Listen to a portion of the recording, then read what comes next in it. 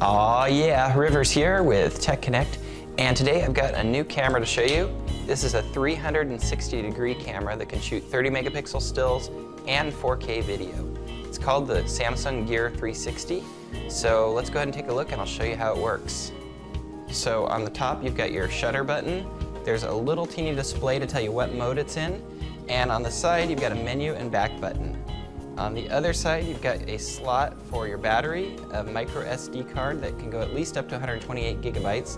And it seems like some cards don't work in there, so I'll put a link in the description to cards that I do know work.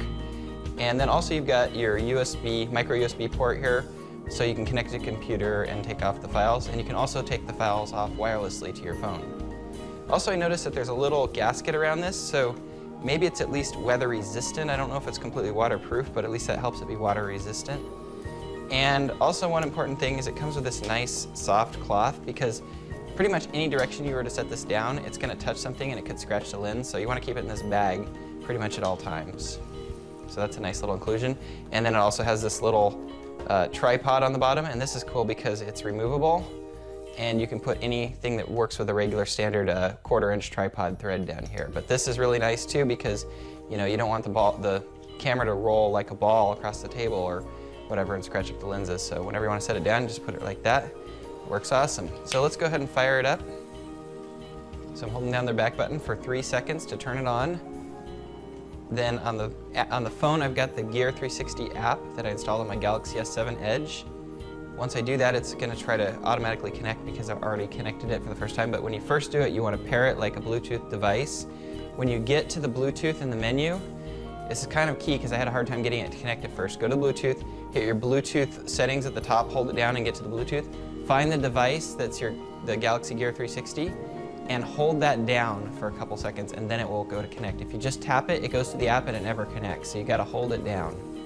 So anyways, now we're connected, and you can go ahead and just see what the camera sees by hitting that button on the bottom right-hand corner of the screen.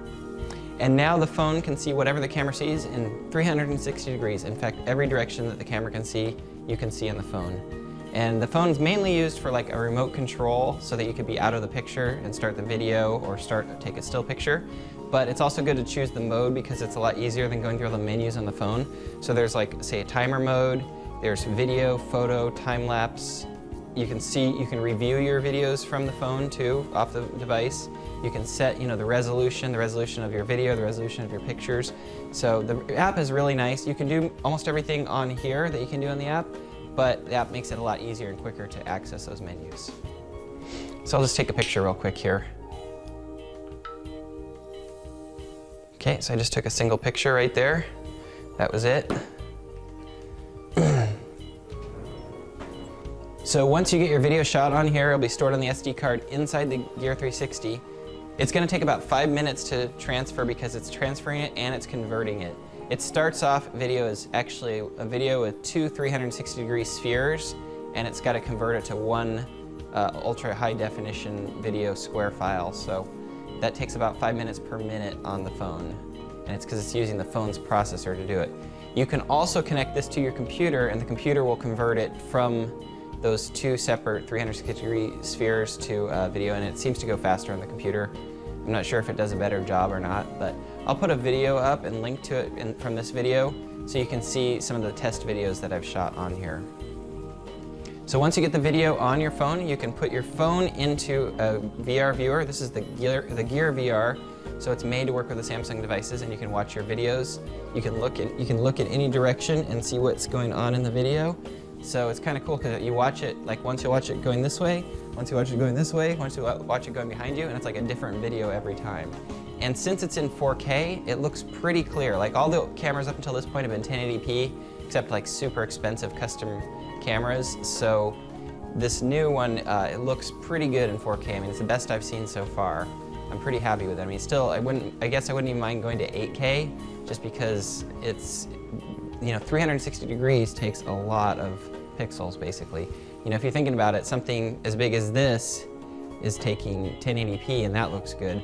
But this is only about, maybe about 1/10 of what I can see in every direction. So you need a lot more pixels to get all that information. So 4K is a good start. It's 4 times the resolution of 1080p. but I think actually 8K or even higher might be good for 360 degrees, especially for like really high-end things like movies. And you can also watch in something, this works like a cardboard. It's got a little magnet here on the side, and you move that and it actually is like selecting. So you can put YouTube videos in there, use this, select the video you want to watch, and then you can watch from any direction. You know, with this guy on, this is basically equivalent to having cardboard on. So you can also watch on your phone that way, and then of course you can just watch in the browser and just move the video around how you want, or you can watch the video on the phone. Here, I'll go to my video.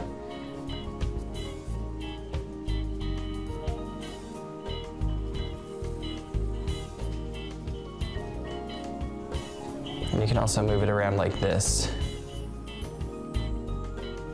I've been using the Gear 360 for about a week now, and I found some different things that work pretty well on it. So I put together a separate clip that I'll show you. You can see some of the videos I've taken on it. And it works really good for certain things, like, for example, inside of a car, it works awesome. It feels just like you're in the car yourself. You can look in any direction and see what's going on. You can look at the gauges, you can look out the window, you look in the back seat, you can look through the windshield. So it's really good for that. Of course, it's good outside of the car too, so you can see the cityscape as you go by. And it works really good for like situations where there's a lot of crowds of people walking by, so you can look in all different directions and check out people, you know, kind of people watching.